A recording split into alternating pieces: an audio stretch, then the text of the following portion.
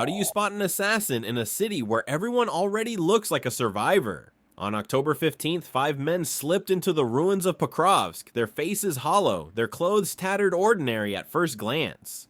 But the rifles hidden under those coats told another story. Once an industrial hub of 80,000, Pokrovsk now holds fewer than 1,000 souls, mostly elderly civilians who refused to flee. When the Russians came disguised as locals, they fired on unarmed citizens in broad daylight. 2 died instantly. One lived just long enough to whisper what he saw.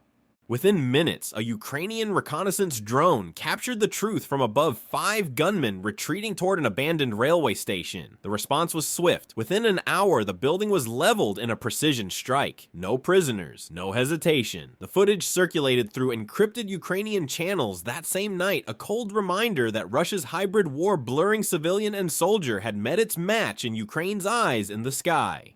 Reuters later confirmed that Pokrovsk had endured dozens of such infiltration attempts since August, each aimed at destabilizing rear positions through fear and confusion. Analysts at the BBC described this as a terror doctrine, one that relies on disguise rather than strength psychological warfare in its purest form. Yet what Moscow failed to anticipate was Kiev's mastery of drone coordination. Defense News reported that Ukrainian drone units now operate on real-time civilian heat mapping, distinguishing unarmed movement patterns from armed infiltration in seconds. The event marks more than another Russian failure. It signals the evolution of warfare itself. Urban combat is no longer fought in tanks or trenches. It unfolds on surveillance grids and data streams, with precision drones serving as both judge and executioner. For President Trump's administration, which recently reaffirmed its commitment to defensive sovereignty support in Eastern Europe, Pokrovska's incident serves as a grim case study. America's future wars may look less like Baghdad 2003 and more like Pokrovsk 2025, remote digital instantaneous.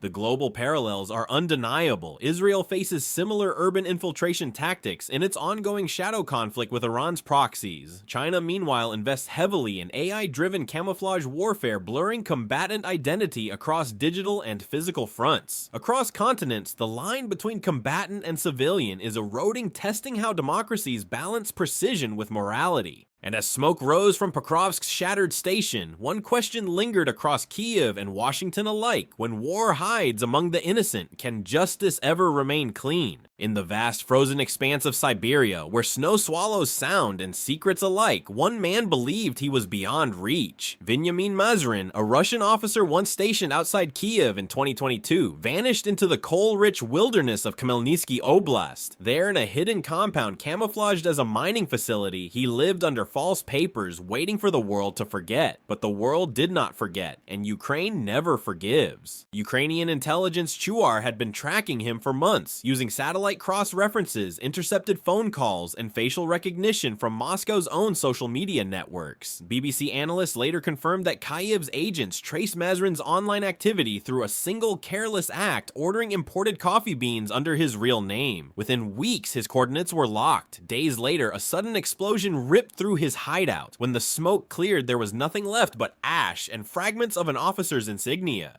According to DW, Mazrin had been part of the armored column trapped near Busha and Irpin scenes that became synonymous with horror. Witnesses testified that his unit executed civilians their hands bound behind their backs. International investigators recovered over 1,000 bodies across Kyiv Oblast. Nearly half were found in Bucha alone. These were not isolated acts, they were systematic, sanctioned from the top. Ukraine's pursuit of Mazrin was not just vengeance, it was strategy. Eliminating such figures carries weight beyond symbolism. As Defense News explained, Russia's command structure is rigidly top-down. Lose the officers and the machine falters. Each targeted strike on a colonel or general reverberates through Moscow's front lines, paralyzing coordination, freezing logistics, fracturing morale. Jane's Defense Weekly reported that HUR has intensified operations deep inside Russia, deploying covert teams capable of high-precision assassinations resembling Mossad-style missions of the 1980s. Analysts call it justice through deterrence, the message being that no uniform, no border, and no winter hideout can protect a war criminal anymore.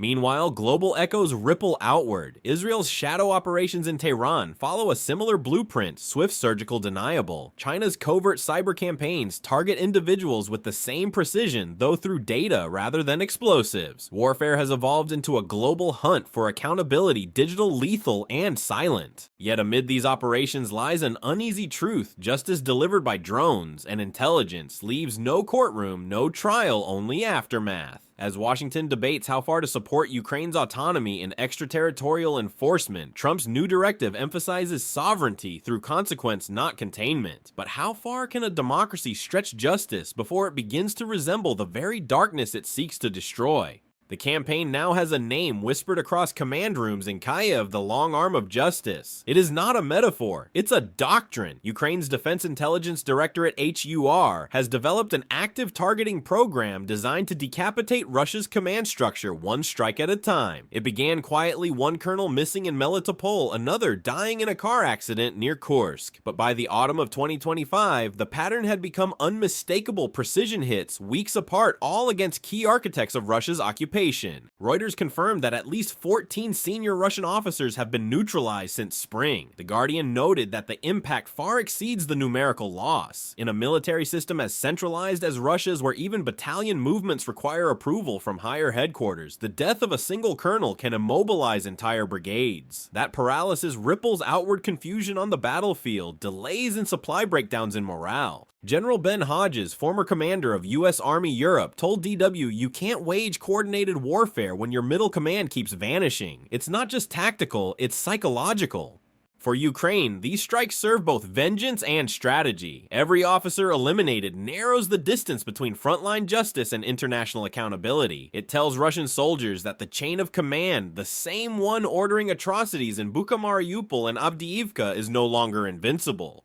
At the strategic level, this asymmetric campaign mirrors what military analysts at Jane's Defense Weekly call distributed deterrence. By scattering Russia's sense of safety, Ukraine forces Moscow to spend resources defending its interior rather than advancing at the front. It's warfare by exhaustion, fought not with tanks, but with fear.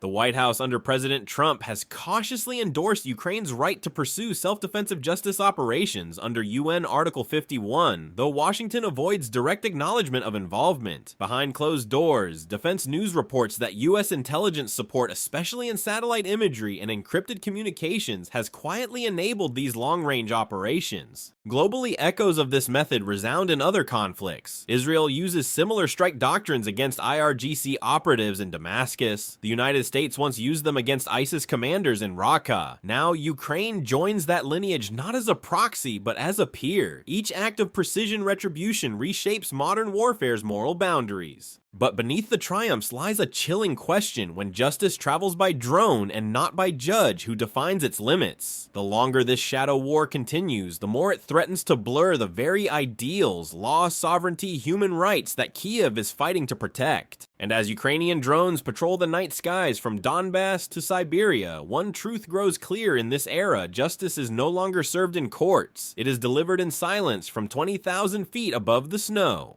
Deep beneath Kyiv, far from the sound of artillery, lies another battlefield, one made of databases, photographs, and evidence tags. It is known simply as the Archive. Here, the Security Service of Ukraine, the SBU, keeps meticulous records of every Russian atrocity committed since 2022. Walls lined with photos, maps, and ranks form a chilling mosaic of war crimes. Each string on the board connects a name to an order to a massacre to a date. Every piece of evidence builds a case not for vengeance, but for a future reckoning. According to Al Jazeera, the SBU's underground units have documented over 120,000 incidents of civilian targeting, forced deportations, and summary executions. Every bullet fragment and blood sample is cataloged, scanned, and matched with coordinates. Defense News calls it the most comprehensive war crime repository in modern history, a living indictment against Russia's chain of command. This archive is Ukraine's invisible weapon. It doesn't explode, it exposes. And that exposure terrifies Moscow more than any missile. As one SBU analyst told Reuters, every order leaves a trace. Every trace leads home. The database extends beyond physical evidence. With Western digital forensic support, Ukraine's investigators cross-reference intercepted radio calls, facial recognition from battlefield footage, and metadata from soldiers' own smartphones. The Guardian revealed that some Russian officers unaware of GPS auto-tagging posted selfies near mass graves. Those images now rest in evidence folders labeled Exhibit A. This mountain of data feeds an AI-driven tracking program codenamed Echo, developed in partnership with NATO cybersecurity teams. Echo reconstructs the command hierarchy of Russian units from voice patterns, message chains, and tactical frequencies. It maps who gave which order and when. The result, a chain of guilt so precise it could withstand any tribunal scrutiny. But this pursuit of perfect justice raises uncomfortable parallels. Israel's documentation of Hamas's crimes in Gaza, China's state archives of Uyghur security cases, America's post-9/11 surveillance, all show how the thirst for security can redefine privacy law and truth itself. The difference lies in intention. Ukraine builds its archive not to control, but to remember. Still moral lines blur. DW's correspondents warn that a justice system built underground can easily become a machine of vengeance above ground. In an age where data decides guilt before courts do, can digital memory remain neutral? Yet for Ukraine's survivors, mothers from Busha, orphans from Mariupol, this archive is not an abstraction, it's a promise, proof that their suffering will not vanish into silence. As nations prepare for inevitable post-war tribunals, a haunting question lingers. Will these records serve as the foundation for global justice, or the blueprint for a new kind of total surveillance state? The sound crackled across an open frequency, raw, chilling, undeniable. Intercepted by Ukrainian intelligence, a Russian commander barked orders through static, "Kill them all, no prisoners, no hesitation." Seconds later, another voice replied, steady and unshaken, "Understood." These transmissions, verified by The Guardian and Reuters, came from the Southern Front in late 2024. The targets were 6 Ukrainian soldiers who had already surrendered. A drone captured the aftermath, one soldier kneeling a shot from behind the lifeless body collapsing into the dirt. Such evidence shatters Moscow's propaganda that its army operates with discipline or restraint. The BBC reports that similar executions occur weekly, recorded, timestamped, and transmitted to the SBU's growing archive of war crimes. These are not rogue acts of rage, they are systemic orders of annihilation. Further intercepts reveal another layer of horror. Commanders in occupied zones instruct subordinates to clear buildings completely. No survivors, no witnesses. The voices, often slurred with fatigue or alcohol, still carry chilling precision. All who remain have no connection to us, one officer says. Kill them all. Kill them all. For Ukrainian analysts, these calls expose the moral collapse within Russia's command structure. What began as a military invasion has mutated into state-sanctioned murder. Al Jazeera reported that several intercepted frequencies matched headquarters in Belgorod and Bryansk, proof that orders originate from high-level coordination centers, not isolated field units. International law experts now draw comparisons with past atrocities, Srebrenica, Aleppo, and the Iran-Iraq War's scorched earth campaigns. Each began with a phrase identical in tone, "no prisoners." Strategically, this brutality reveals desperation. DW analysts explain that Russian commanders resort to terror when conventional control collapses. It is a psychological tool meant to break Ukrainian resolve through spectacle, but it achieves the opposite. Each recording strengthens Ukraine's resolve, galvanizes allies, and fuels the information front. Washington's response under President Trump has been unequivocal. American surveillance satellites and signal intelligence assets now share encrypted feeds with Ukraine in real time. Defense News confirms that joint monitoring operations along the Dnipro Basin detect and archive Russian command activity within seconds, preserving data for both military response and future legal prosecution. Globally, the same moral battle plays out elsewhere. Israel faces criticism for urban strikes in Gaza while defending against Iranian proxies. China's military in the South China Sea uses coercive tactics cloaked in self-defense. The world's powers wrestle with the same paradox: how to fight evil without becoming its reflection. In Ukraine, that paradox is no longer theoretical. Each intercepted call, each video clip, each voice of command forces one grim question.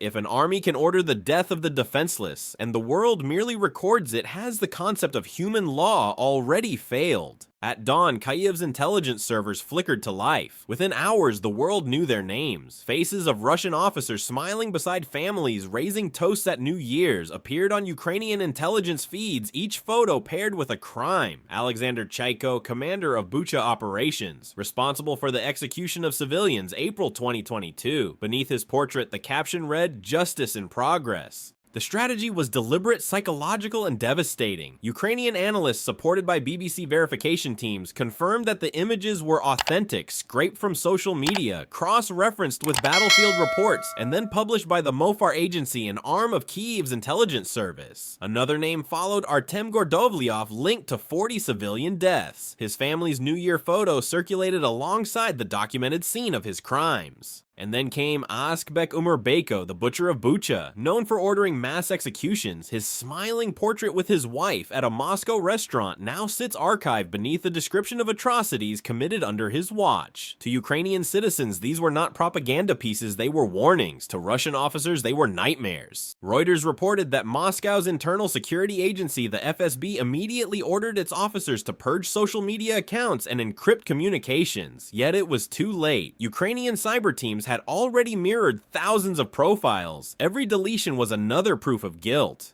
Strategically, this tactic transcends retribution. It dismantles Russia's myth of untouchable power. As The Guardian noted, Ukraine turned transparency into a weapon. By confronting Russian brutality with faces, names, and families, Kyiv waged psychological warfare more potent than missiles. It reminded Russian elites that distance no longer meant safety, that the war they waged abroad now stalked them at home.